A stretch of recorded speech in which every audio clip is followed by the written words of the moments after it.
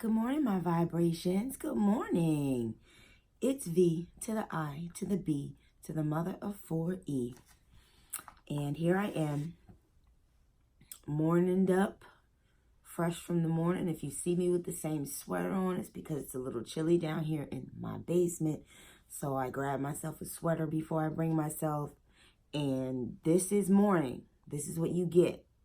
I'm getting up at 6:30 to do these. So let's get into it.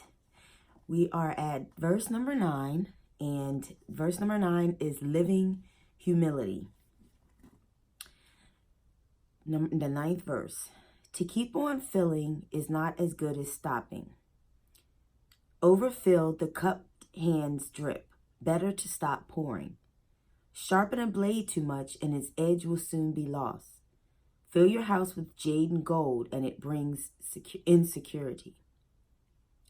Puff yourself with honor and pride, and no one can save you from a fall. Retire when work is done. This is the way of heaven. Okay? Boom. Okay. As the eternal Tao is in a continuous state of creating, it knows precisely when enough is enough.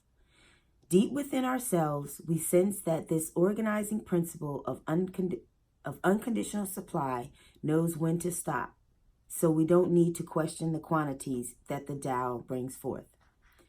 The creative source is beautifully balanced in the principle of humility, elicited in the 9th verse of the Tao Te Ching. The Tao has the capability to generate everything in amounts that would stupefy an observer. Yet its gentle humility seems to know when there are enough trees, flowers, bees, hippos, and every other living thing. Excess is eschewed by the Tao. It doesn't need to show off its unlimited capacity for creating. It knows exactly when to stop.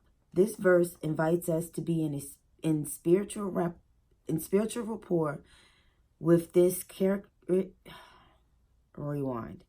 This verse invites us to be in spiritual rapport with this characteristic of the Tao, cramming life with possessions, pleasures, pride, and activities when we've obviously reached a point where more is less indicates being in harmony with ego, not the Tao.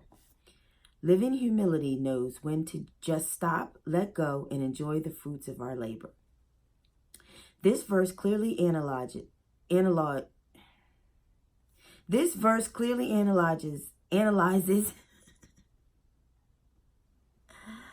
I can't read this morning. This verse clearly analyzes the see, that is a tricky spelling. Analyzes that the pursuit of more status, more money, more power, more approval, more stuff is as foolish as honing a carving knife after it has reached its zenith of sharpness.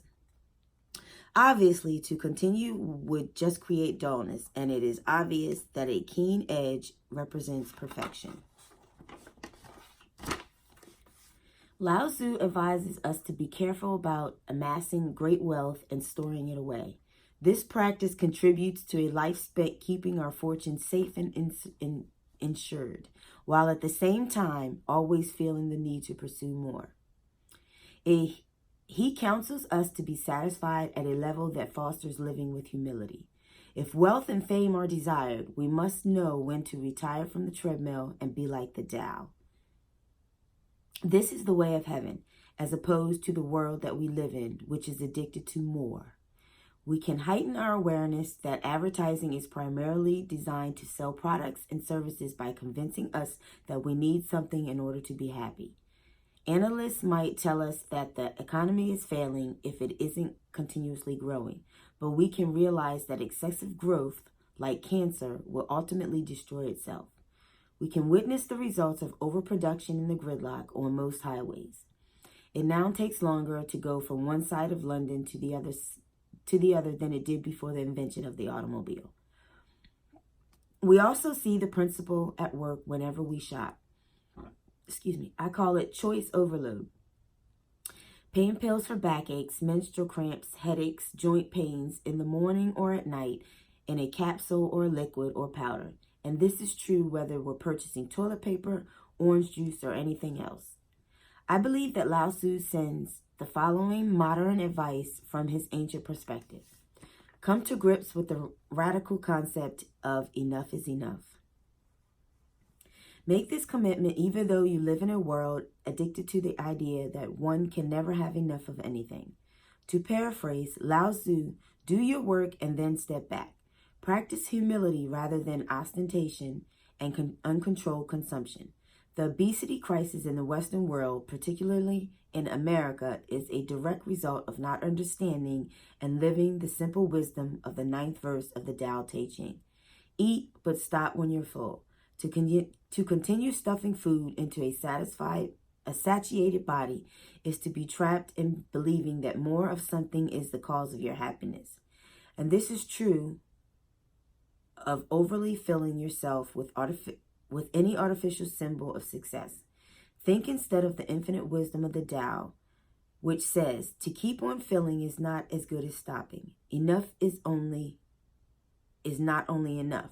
It is in alignment with the perfection of the eternal Tao. Seek the joy in your activities rather than focusing on ego's agenda. Ego wants you to gather more and more rewards for your actions. If you're in a state of loving appreciation in each of your present moments, you're letting go of the absurd idea that you're here to accumulate rewards and merit badges for your efforts.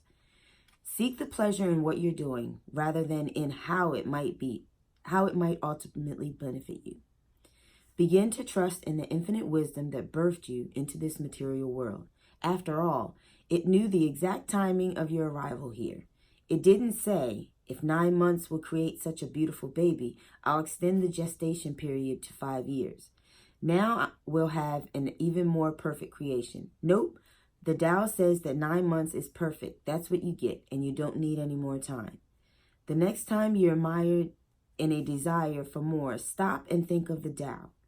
This creation principle fully grasps the idea that when the work is done, then for God's sake, it's time to stop. As Lao Tzu advises, this is the way of heaven. Why ever choose to be in conflict with that? So here's do the Tao now. At your next meal, practice portion control by asking yourself after several bites if you're still famished. If not, just stop and wait. If no hunger appears, call it complete. At this one meal, you'll have practiced the last sentence of the 9th verse of the Tao Te Ching. Retire when the eating is done. This is the way of heaven. But it does say retire when, what does it say? It says retire when the work is done, but they put eating, when eating is done. This is the way of heaven. Okay, there is the 9th verse. And when I started on my weight loss journey, that is one of the things that I started doing, was noticing when I was full. Because back in the day, when I lived with my birth mom, we had to eat everything off of our plate. And growing up, that is what I would do. And I would notice that I would go periods of just not eating anything because it just felt too full. So now when I'm eating, I will eat until I feel full, and then I will stop. I will not continue to eat and eat and eat, because I've realized that point that you don't have to finish everything on your plate. You don't have to. So there we go. We're going on 10 minutes. I have to get ready for work. Today is Friday. We have come to the end of the month so fast that it's really unbelievable. And we are really at day 19 of my 100-day reality challenge. We've almost made it to 20 days. So guys, I hope you are liking this reading of this book. It is Change Your Thoughts, Change Your Life by Dr. Wayne Dyer. Excellent book. And I'll see you guys tomorrow for verse number 10.